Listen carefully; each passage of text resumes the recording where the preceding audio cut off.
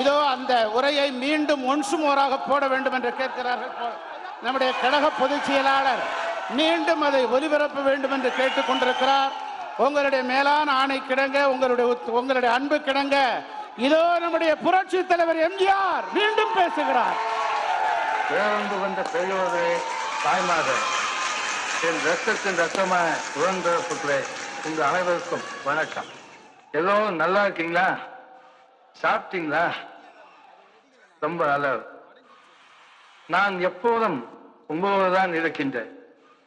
உங்கள் இதயத்தில் தான் வாழ்ந்து வந்திருக்கின்றேன்.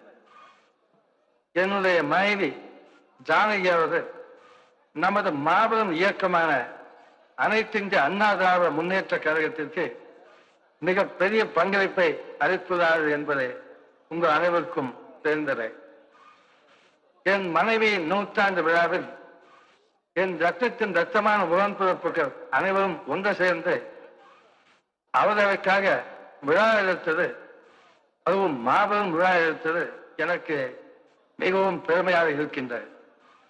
முக்கியமாக என்னுடைய அன்பு தம்பி எடப்பாடி பழனிசாமி அவர்கள் தன்னுடைய நேர்மையான பொது வாழ்வாரும் உழைப்பாரும் விசுவாசத்தாரும் இன்றைக்கு நம்முடைய கட்சியின் பொதுச் செயலாளராக சிறப்பாக பணியாற்றி கொண்டிருக்கிறார்கள் என்பதை நான் பார்க்கின்ற நேரத்திலே எனக்கு மற்றற்ற மகிழ்ச்சி.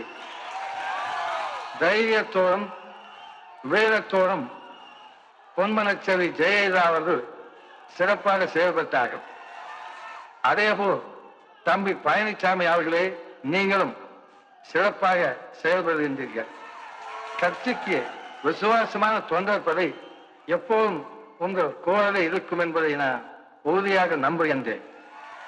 நான் தொடங்கிய இந்த மாபெரும் இயக்கம் எந்த ஒரு தேர்தல் வந்தாலும் அனைவரும் ஒருமித்த கருத்தோடு உழைத்து தேர்தல் பணியாற்றி மாபெரும் வெற்றியை தேடி தருவீர்கள் என்று நான் நிச்சயமாக நம்புகின்றேன். அனைவருக்கும் என்னுடைய அன்பான ஆசைகள். நாளை நமதே, இந்த நாடும் நமதே. வாழ்க அண்ணா நாம. நன்றி, வணக்கம்.